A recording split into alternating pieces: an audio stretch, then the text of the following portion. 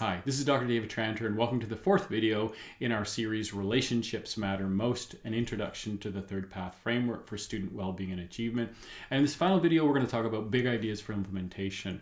We're not going to talk about specific implementation strategies for each of the conditions. That will be another series of videos. We're going to talk about big ideas that are embodied in the framework itself. So let's start with a really important one that is best reflected by this quote in the Matrix movie, which is, sooner or later, you're going to realize, just as I did, that there's a difference between knowing the path and walking the path. Our framework is called the third path. It describes the connections that we make with students every day in order to help them learn and develop as fully well-rounded human beings. And that means that it's really important for us to walk the path, to do it with intentionality and purpose every day, not just know it intellectually. In a related area, what you start to really fully appreciate as you understand each of the 8 conditions is that the importance of things like emotional safety and emotional regulation, a sense of belonging and positivity and so on, is as important for staff to feel as students. That if you're really going to have a school culture in which all of these conditions really thrive, then they should thrive for the staff in the same way as they do for the students. And this too is reflected in the research. Here's an example of research in which they talk about something called relational trust, which is really just another way of talking about emotional safety, that has found that when it comes to educational changes, reforms, and initiatives, that they tend to succeed when there's relational trust among staff, and it tends to fail when there isn't relational trust. And a lot of research that shows that tries to look at why do some initiatives succeed and others fail often come back to relational trust, or you could call it emotional safety. When there is relational trust among staff, initiatives tend to succeed, but when there isn't, even the very best initiative is really going to struggle. Another example of this can be found in Google's Project Aristotle. In 2012, they decided to look at all of their work teams. They had recognized that some of their teams were really effective, very innovative, and others seemed to struggle. So they decided, well, why don't we figure out what is the ideal composition for a work team? What's the right balance of experience, of gender, of temperament, etc., so that we can intentionally create the best possible learning teams. And yet, when they started to look at that, they couldn't find any combination that consistently predicted success. In fact, when they looked at their successful teams, they were all different. There was no commonalities across those teams. Some had certain types of managers that were really effective. Others, the managers weren't particularly effective. Some, the teams were full of friends. Some, the teams were virtual strangers. There was no commonality. Even when they looked at the way people acted in the team, some teams argued a lot and were successful. Some teams argued very little and were successful. They were really stumped after spending an awful lot of money and time. They couldn't find any common denominator among their most successful teams until they happened across this concept of psychological safety, a term really studied and popularized by the researcher Amy Edmondson. And she describes psychological safety, as you can see on the slide here, a team climate characterized by interpersonal trust and mutual respect in which people are comfortable being themselves. This was their big aha moment. They discovered that when teams had psychological safety, they were able to engage in interpersonal risk-taking. When they didn't have psychological safety, they weren't, and they weren't successful. Psychological safety is really just another word for emotional safety. Interpersonal risk-taking is really the essence of real learning. And so you can see that students need emotional safety in order to explore and learn, but so do staff need psychological safety in order to take risks and learning as well. Now, let's look at some of the big ideas of just how to kind of walk the third path, as it were. What are some of the kind of philosophical ideas that are important to ensuring implementation of this framework?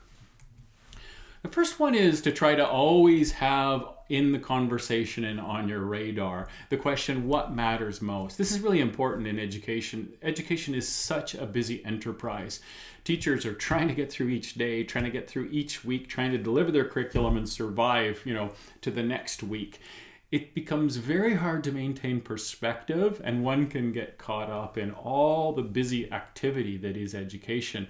It's important whenever you can to stop and say, when it comes to the learning and development of our students, what are the things that are most important? What are the non-negotiables and what are the negotiables? Because otherwise, you can just get overwhelmed by all the pressures and expectations. And whenever you can kind of push pause and say, what do we need to focus on? And of course, that's what we're trying to do with our framework. Then that's really critical to people being able to stay clear about what matters most. The second one is that we need to give educators permission to do what great educators have always done. These are two photos from one of my dear colleagues, Geraldine Mabin, from 1971 in a classroom in the UK. Teachers forever, great teachers, at least forever, have been connecting with students. This is not a new idea. Although as we're working with educators and talking to them about our framework, we hear from a lot of them, I feel validated and I feel like you've given me permission to do what I instinctively know my students need. And I think that's really critical, that we explicitly encourage great educators to do what they intuitively know kids need. A lot of them hold back or hang back or do it in secret when they're connecting with students, thinking, well, this isn't heavy-duty academic stuff, this connecting that we're doing, so it's kind of an extra, rather than realizing, no, it's the core of good learning. Third one is to take a long view. Often I find in consulting with educators, particularly around, for example, problematic behavior in the classroom, that teachers put a lot of pressure on themselves to figure out how to address behavior really quite quickly. And this, of course, can be behavior that's kind of grown and evolved in a child's life over a period of many years.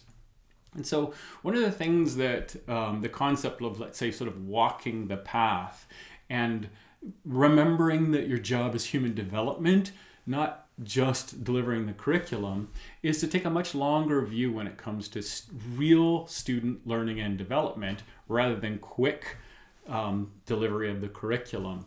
And having goals for students that are multi-year goals rather than, oh my goodness, when am I going to get done by next week? It also means that in the short run, there should be a higher tolerance for some messiness in the classroom, and messiness, in terms of learning. Because then it becomes less about control and compliance and more about genuine learning.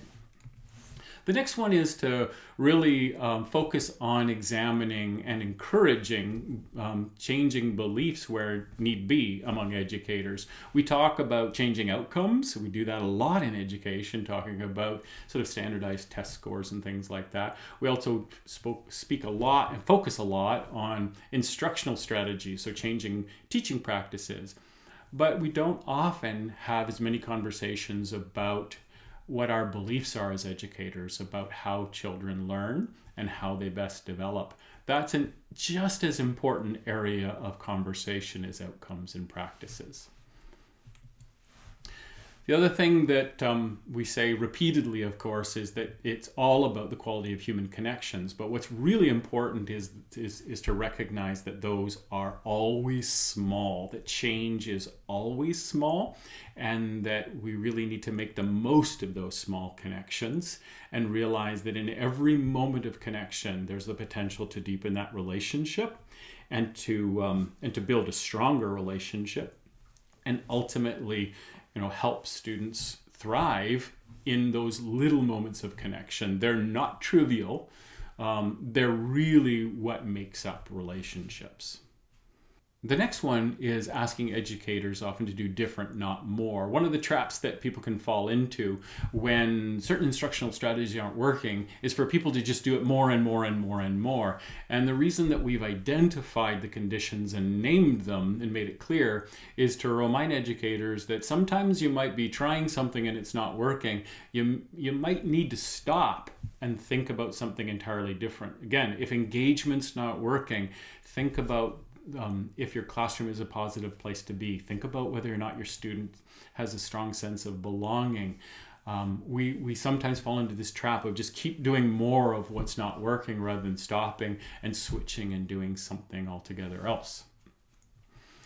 The next one is to encourage educators to do one thing more, not one more thing. Again, early on, I think in the first video, we talked about the problem of asking educators to do more and more and more all the time.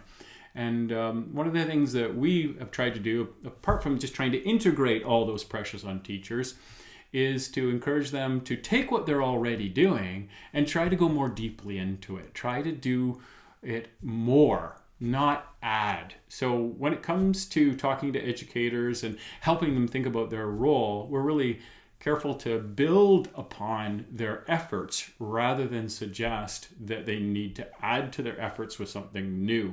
We're really just going to end up taking an already very stressed group of adults and make them even more stressed. Also, the research shows that if you really want to make change, you don't do all kinds of things all at the same time. You don't do whole school reform in the same way. And like in this little picture here, you don't do whole body reform if you're a person. You do one thing. For example, if you want to increase your personal health and physical fitness, you do one thing a little bit more. You walk a little bit more rather than add to the things you've already expect yourself to do, because you're going to end up just being overwhelmed and stressed, and you're going to ultimately give up. So change is small, one step at a time, rather than big and global and sweeping. We really encourage people to make small changes. Also, as I've talked about in an earlier video, we encourage educators to reflect on the degree to which they have a task orientation versus a relationship orientation. Again, not to suggest that you never do tasks, but that to try to ask yourself, is that in balance? Are you focusing on building relationships, or are you sometimes sacrificing relationships only to get tasks done? We also encourage educators to worry a little less about outcomes, a little bit more on daily habits and routines. Again, we love to think about outcomes in education, and outcomes are great. But one of the difficulties with outcomes is if we're always waiting for that outcome as our sign of success, well, then we're waiting a long time sometimes, and that can be dispiriting, and we can end up giving up. In the same way, if our outcome is around a certain weight loss, then we're not successful until we've accomplished that weight loss. If we can shift this to, well, success is defined more by our daily habits and routines, then we can be successful right away. And of course, those daily habits and routines should be aligned with preferred outcomes, but we don't have to wait for that outcome to happen to start to feel successful. We're also encouraging educators to let go of some control and thinking more about student needs rather than insisting students conform. This is this tricky business in education around control and compliance, and the pressure educators feel to run a tight ship in their classroom, rather than sort of loosening things up a little bit, taking a long view and focusing on meeting students' needs, even if that means that things are a little messier in the short run, but in the long run, students will really learn.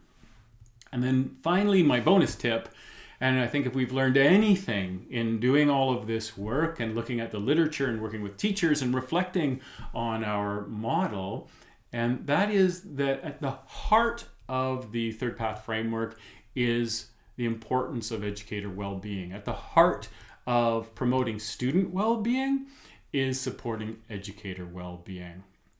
And we've really learned that if there's one sort of thing that we need to be doing in terms of investment, it's investing in the well-being of educators. Of course, it stands to reason that when educators are in the classroom and they have good well-being, then that good well-being is going to have a ripple effect in their classroom, and they're going to be able to support the well-being of their students more effectively. And as you can imagine, if their well-being is compromised, it's going to be very hard for them to genuinely support the well-being of their students. And finally, if there's one critical thing to remember, it's this. that social emotional learning strategies, well-being strategies, and mental health initiatives will fall flat most likely unless you truly understand your students and create a school culture that genuinely supports learning and development in all of its forms. You can have the best social emotional programs in the world, or you can, create a checklist from a school like Tom's that we talked about in video number 1. And you can go and you can try to implement that in your classroom. But all of the best social emotional programs or greatest checklists are going to fall flat unless you really understand your students and what their needs are and implement it in a way that's meaningful to them. And in that way, as I've said periodically throughout this, instructional strategies and social emotional learning strategies are great, but the most important strategy is the educator. You are the strategy. And I think that's wonderfully embodied in this quote by Dr. Bruce Perry, where people, not programs, change people. I just want to make a final little encouragement, if you will, for anyone who's watching this video to consider going to our website, Relationship-Based Schools, and joining our Relationship-Based Educator Network. It's really an opportunity to continue the conversation with educators, not just across the country, across the continent, and increasingly across the world, about the work they're doing, the things that they're trying in their classroom, the successes and struggles that they're having, so we can all support each other and share in the work and share our strategies and ideas, and ultimately just really support each other. It's free to join. And again, I'd encourage you to go to Relationship-Based Schools and check it out. Thanks, everyone. Bye-bye.